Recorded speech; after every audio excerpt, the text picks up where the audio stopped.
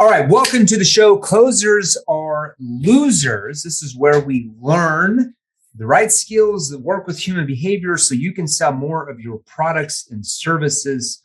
I am your host, Jeremy Miner, founder and chairman. I am here today with a special guest with James, my man James, over in our Sydney, Australia office. He is the COO of the company. He is the smart one in the smart one. All of us.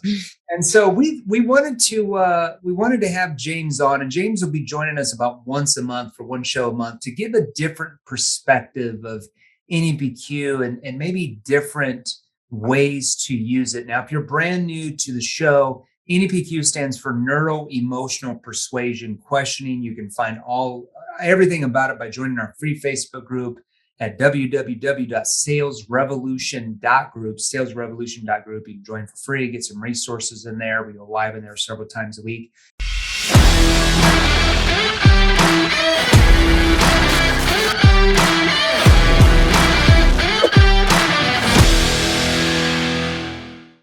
James, how is our Sydney, Australian office doing? I think you're not even in the office today, right? No, not today. I'm not. I unfortunately come in, as you guys have probably seen all over the news, some of our COVID laws are a bit too much. And I was in close contact as I got off the plane the other day, and someone on that plane had Omicron. So I just got a call from the government saying, "Hey, you potentially have this. Can you go get tested?" I'll have my test done in about an hour. Okay. And as soon as that says negative, I can go back into the office. But I was there yesterday because they only called me today. And it's really quiet because everyone's away at the time being, Yeah. It's funny. But in terms of the idea of what I wanted to talk about today was I was lucky enough to spend a couple of weeks over in Arizona opening the office with you, Jeremy. I just got back. And we got around a bit and met a lot of people, and had some awesome networking opportunities. And I found that after going through NEPQ from 12 months ago when I'd been in networking situations, seeing you do it, and I instantly noticed how much better my skills got, and how a lot of those introductions to people resulted in some potential meetings and potential new clients.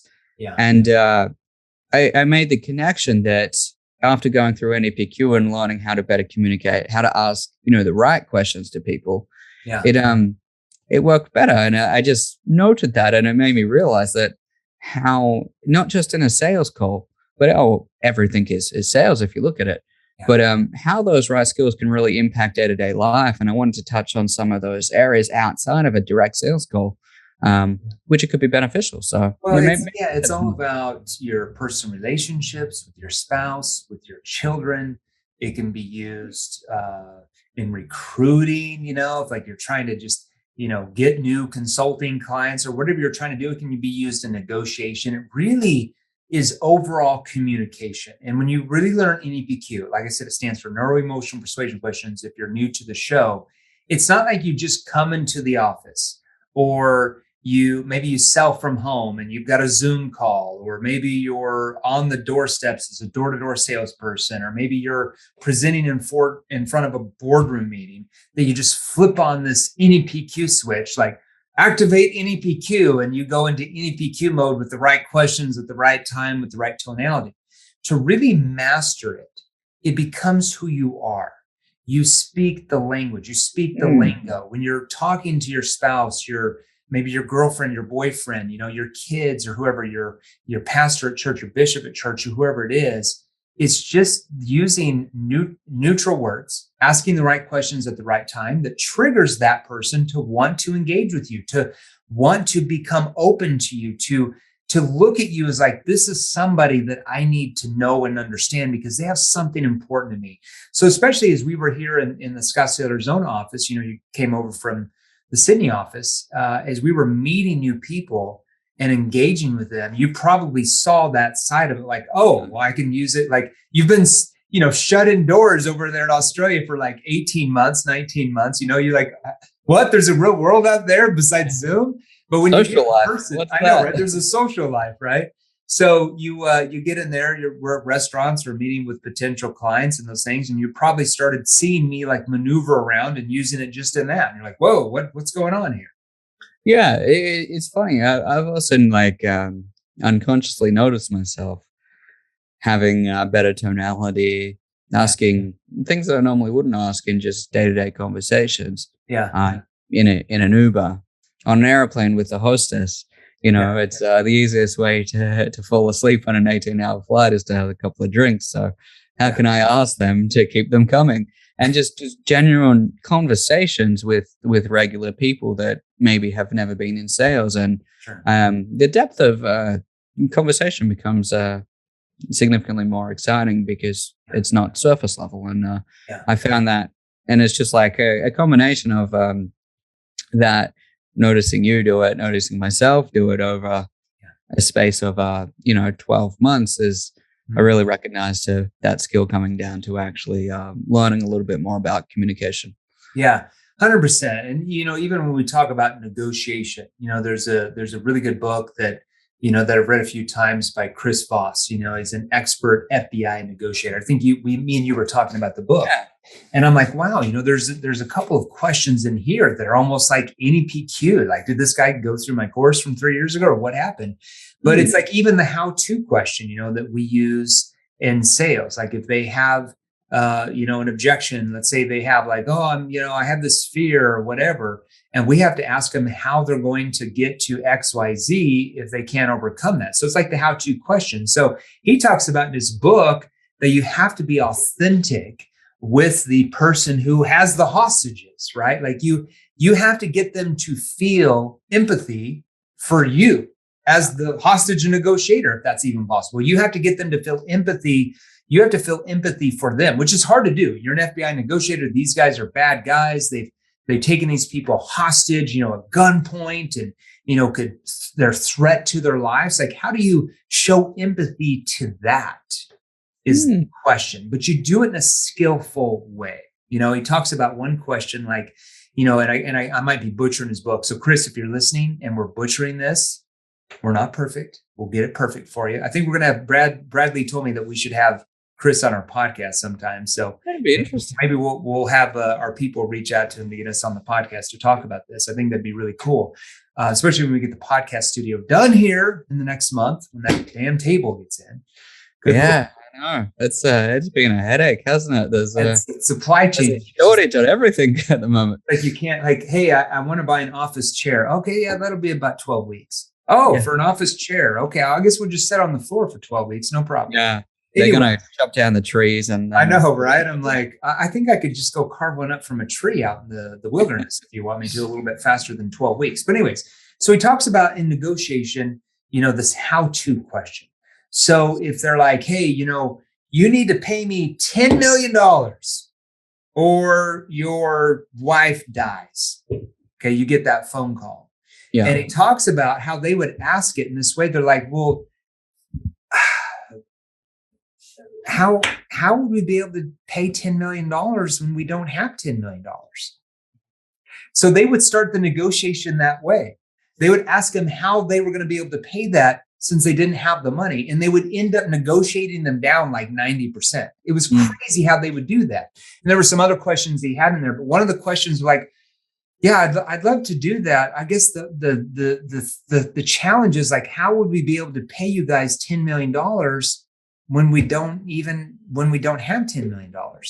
And so it gets them thinking on their end, like, oh my gosh, how would they be able to do it? And they start going in like negotiating like downward mode, like to see whatever they can get. And they were talking about negotiating with these hostage, with these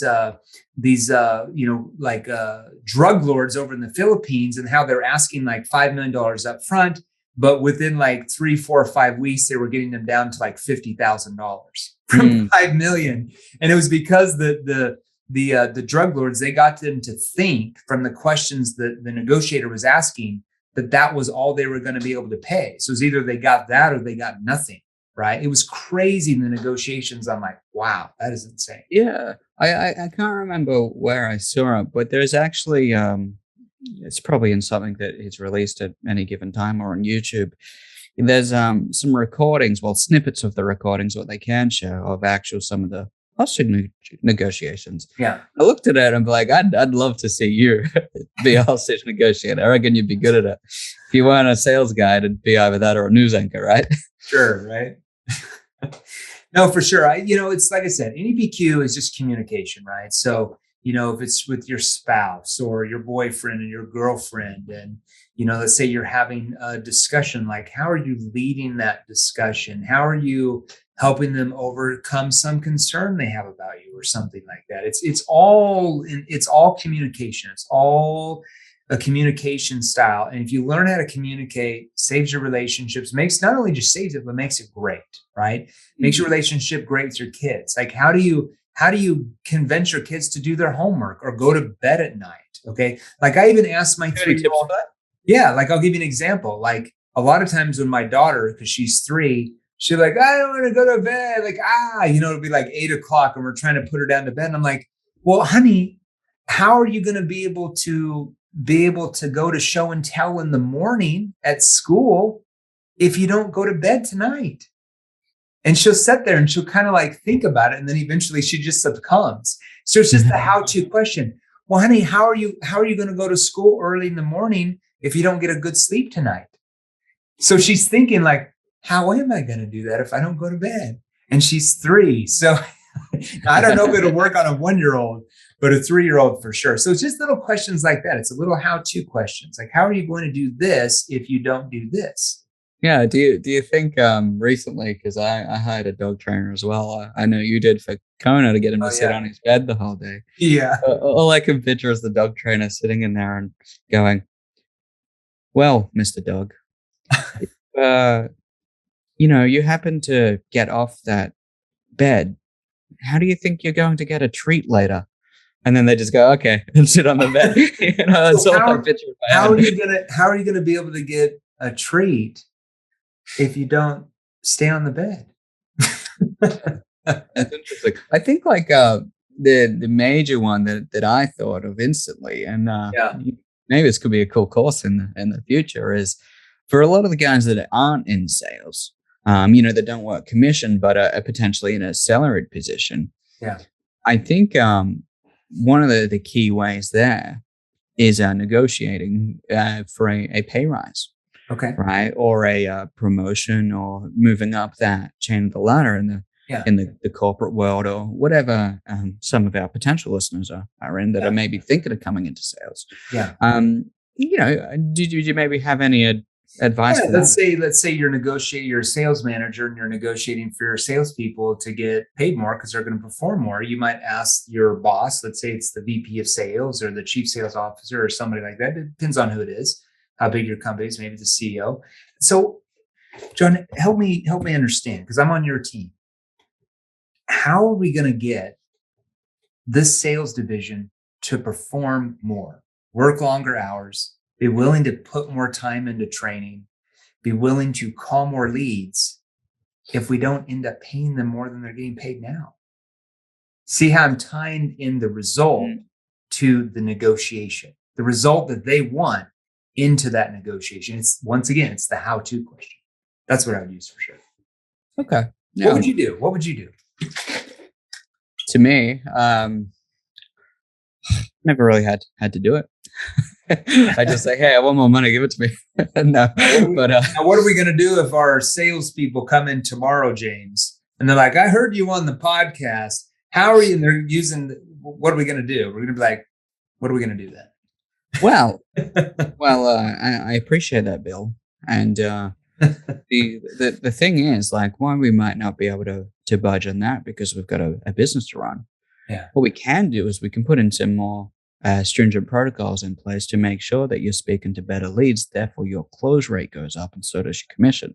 Yeah, that's true. You think maybe like with a 30% higher close rate and spending less time on sales calls, that would help you achieve your goals of achieving X, Y, Z in commissions this month? That's right. See, that's a way to negotiate from the employer side. So, because sometimes the salesperson or the employee doesn't realize the cost that goes into lead generation, the cost to fulfill, the cost to hire everybody else that does their part to make the show really run, right? They think like, oh, there's just all this, I sell this and it's just all free money, right? I know when I was a salesperson, I used to think that as well. Like, Yeah. I was making all this money and I'm like, oh my gosh, like if I'm making, because I got up to eventually, for about 6 straight years, up to almost $3 million a year in straight commissions, just like 6 years straight in a couple of different industries. Before that, I was making like 1.3 to 1.8, sometimes 2.1 as a W-2 salesperson. And I thought, hey, I'm making 2.4 million this year in commissions. The owner's supposed to be making like 100 million.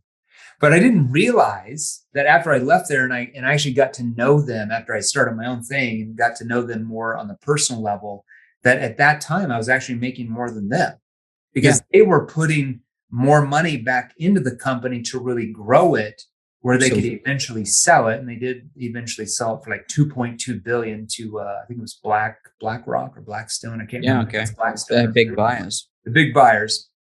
But they were injecting all that money to grow it back in. And in those years, when I thought they were making like 100 million a year, I was actually making more than them. Just crazy to think about. I think, and this is exclusively for sales, not in 7th level, about, would have been about 8 months ago, myself and Matt were like the 6th and 7th highest paid people in our company.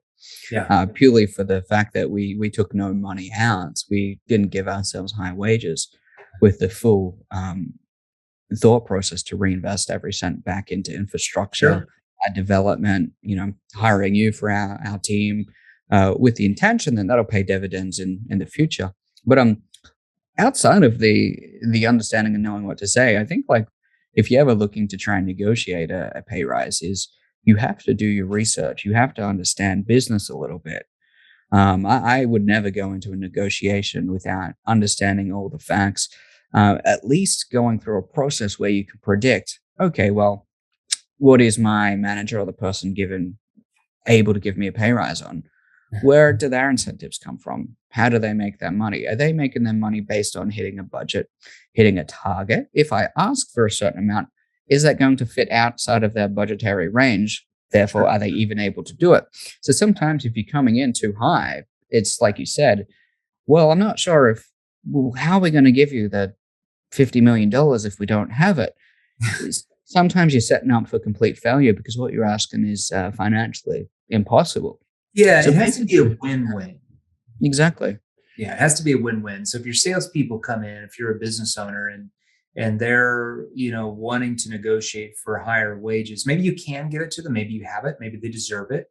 Or maybe you're in a growth mode where by you paying them all that money, it's going to hurt the growth of the business, which will hurt them eventually because they'll get less leads, less quality leads, less opportunities, less incentives, and they won't have the growth to be able to move up in the company. So you can simply ask them, well, if we pay you that, what would happen if we don't have the resources to be able to stick that into lead generation and your lead quality goes down?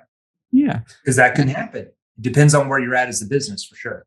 The major factor, if if you're in a younger company and potentially the upper level management aren't as experienced and they give in to keep you with higher incentives, then you've all of a sudden just put yourself on short notice because they may not be experienced enough to balance that. And it could potentially mean layoffs, cutoffs, and the person with the highest wage is the first person they're going to tap on the shoulder to say, hey, we're going to need a reduction unless you can justify your expenses. Well, for sure, they might have to lay off a few people on the fulfillment team or customer service or operations to really bring that extra money to the salespeople. And then that ends up hurting the other side of the business. So there's complaints and then the salespeople make less sales. So it all has to be a win-win when you're talking about employer relationship. And I've been both, right? So I'm the chairman of 7th Level now.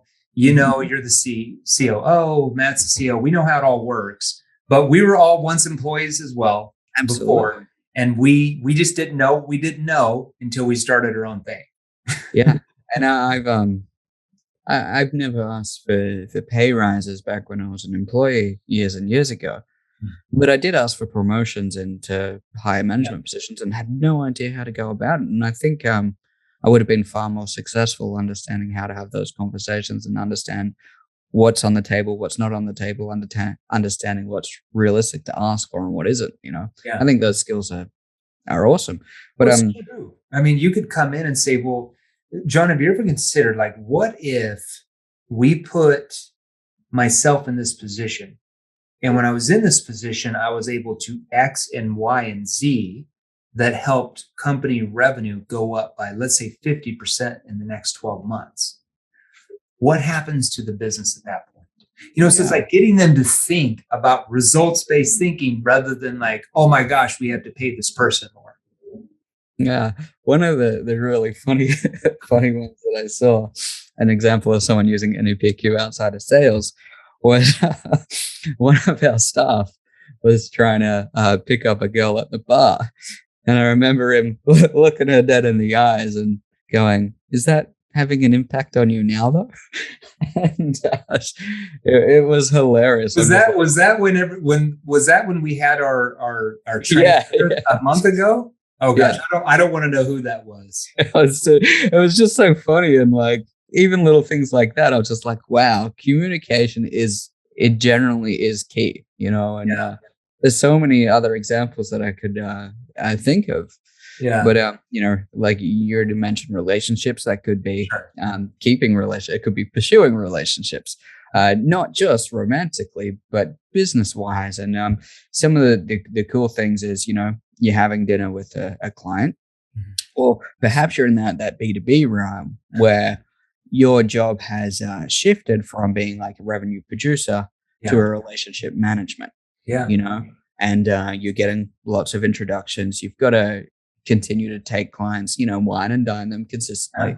And I think the key way to solicit a lot of long-term relationships is being able to develop that deeper relationship, and their communication and the way you talk to them in those initial phases sets you up for those concurrent meetings to, consistently have that better attachment, have huge levels of rapport without needing to ask, how's the weather today?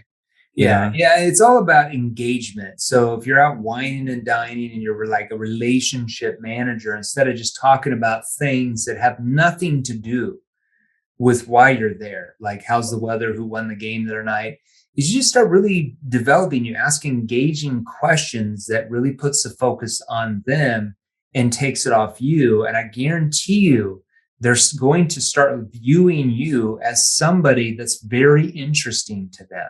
Yeah. Like there's something different about you than other people they've met that just focus on them and themselves and what they're doing. You're 95% of the time focused on them and what they're doing and what they're going after. And because you're doing that, you become very engaging. You became very interesting to them. You become a person of influence, if that makes sense. Yeah. It's funny you're saying that, because it brings up this. I had a conversation with a really successful individual about a week ago out for lunch. I won't name names, but he's worth about $250 million, retired now, was CEOs of large companies in the past. And we were talking about relationship management. I'm really good at starting a relationship, not good at maintaining one over a long period of time. Okay. Because I get too busy to follow up all the time. That's not my strong suit, because I've got so many other things on the plate. I'm responsible for creating new ones, handballing them over to other people to manage for me. Right. And one of the interesting points, and Marco was with me, and you could tell that this hit him, right? And it was about, working so hard all the time is a great thing. But if you're with a successful person and you were to meet them 6 times, say once a month for 6 months, and they will choose not to do business with you in 6 months if you're having the same conversation with them every time. That's a good point. Much has changed, and he was interested. He's like, it's great that you guys like work so hard, but next time we sit down to talk, like, I don't want you to tell me about all these sales calls that you've been doing. Like, I want to hear about the experiences that you've had where you've gone out in the world, and even a conversation with, like, I use some of the skills that I learned to be able to negotiate a a better job. Like Yeah. those are the things that consistently interest people and do that. And it was so interesting to me. So it's like, great, Marco, you know what that means? We're going on a holiday. And it was a good excuse to be able to have one. Was this the CEO of Smirnoff? It was, yeah. Yeah. Yeah, Marco. So if you guys don't know, Marco's our chief revenue officer. So they were having the Christmas party without me in Sydney, Australia, because I don't think I don't think I can even get in yet because of the COVID restrictions. But anyway, so James is there, Marco's there, Matt, our CEO, is there with our Australian-based crew, and they had like it was like a yacht, right? You guys rented a yacht, a big one, a big one, and you had I don't know the whole story about how we know the CEO of Smirnoff. Marco hasn't told me that yet, but he told me about the conversation. Matt's neighbor. So yeah, he told me about the conversation and just how he was like just dazed by his knowledge compared to, and we feel like we're a pretty successful company, but imagine this guy's the CEO of Smirnoff, right? So he's got a lot of experience, okay? Or it was, I think he's retired now. So just the experience that Marco was telling me about what he was telling him about, here's where you want to go here in the company. Here's what you want to do here. And I'm like, wow, like, can we pay that guy for like coaching us, like how to run our company even better than we are now? Like, we will pay you to teach us these skills that we have not acquired yet. Yeah, it's super interesting. And there's a lot there to learn. It really opened my eyes to how many mistakes we've made in growing to this level. Whilst they might not be major mistakes, they're not necessarily mistakes, but miss things, could have done things better, purely from a place of like not being at that upper echelon of levels to understand what it's like and to see the things people see, to be able to get to that level where, you know, you're running billion-dollar companies. So yeah, that was super interesting. You're running billion-dollar companies, not like us. We're running like a multiple 8-figure company, which is still great. Yeah. But you know, what's gotten us to here, like multiple 8 figures a year in revenue, how do we go to 9 figures a year? Yeah, exactly right. Like what do we have to do differently? How do we change our way of thinking to get to that level? Yeah, there's I think I got some keys to it, and next year is going to be interesting because we'll be on track not to hit that number, but on track to be hitting the baseline required to get to that stage, or the platform there. And it's really exciting. But there was one, and this is like a selfish question because I do want to know the answer, but I've been thinking about for a couple of weeks. Because you're a big football guy. Yeah. And there's a lot of other people that are football guys. Now, I'm being curious because, like, you know, we teach that, you know, you don't want to ask, how's the score on the football to build rapport because it's irrelevant. It doesn't give us anything. There's no outcome. Do you ever, when you're having sales calls and let's say you realize that guy's a Chiefs fan, do you ever, if Chiefs win a big game, bring that up even though you're not meant to and it's not part of your script because you get excited to talk about it knowing that they're a big fan also? I do, but not in the beginning of the call. Because I think it sounds like everybody else, right? Like if you're like, hey, how you doing today? Oh, hey, and you see like a Chiefs picture in the background. Let's say you're on Zoom. Oh, I'm a Chiefs fan. Did you see the game last night? I don't like to do that in the beginning because it's what everybody else does. Now, if they get on there and they start talking about the Chiefs, because maybe they see that I've got a Chiefs helmet, or I even have a Denver Broncos helmet up there, which I hate the Broncos because I'm a Chiefs fan, but it's a signed, autographed helmet by Peyton Manning when he played for the Broncos, and I'm a big Peyton Manning fan, so I had to go for Peyton Manning. So they might see that and be like, hey, you're a Broncos fan? I'm a Chiefs fan. Oh, gosh, no. Hate the Broncos, love Peyton Manning. I love the Chiefs too. Maybe I would say that then. Or maybe I'd bring it up towards more of the later of the conversation. But a lot of people don't understand that, building, bringing up stuff like that on a sales call does not build trust. No. It doesn't at all. Right? Because every salesperson does that. So they know you're inauthentic. They know you're not really genuine when you say, how are you doing today? What are you expecting them to give you like a 30-minute answer of how they're really feeling today? No, it's just like a sales filler question. So everybody like it just resistance. It just triggers like, oh my gosh, like, just shuts them emotionally down. So you build trust by the skilled questions you ask. Interesting. That get the prospect to think deeper about what their situation is, what their problems are, how the problems happen, the root cause of the problem, really how the problems are affecting them. The skilled questions build trust in their mind that you're an expert at what you do and you can help them get what they want. Interesting. Does that change when you have an existing relationship? Maybe it's the third or fourth time that you've had a conversation. I mean, if it's a first call, you're not going to do that. But, let's say you're in your third or fourth call and you notice like they're a big Chiefs fan. Let's say they live in Kansas City. Their company's in Kansas City. We're here in Arizona. I know they're a Chiefs fan because they talk about it. And they say, hey, did you see the Super Bowl? Oh my gosh, we got our butt kicked. Yeah, of course. It's okay to talk about it then, but definitely not on a first sales call. It's very awkward in the beginning to do stuff. Guys, it's funny. One of my best mates, best buddies, we in the AFL, the Australian football, we went to we grew up supporting the same team, and we went to the grand final where we won and we're underdogs. Every time I see him, I never even ask how he is. I go, how the doggies going? It's just funny how those things change over time when there's existing relationships compared to the start, right?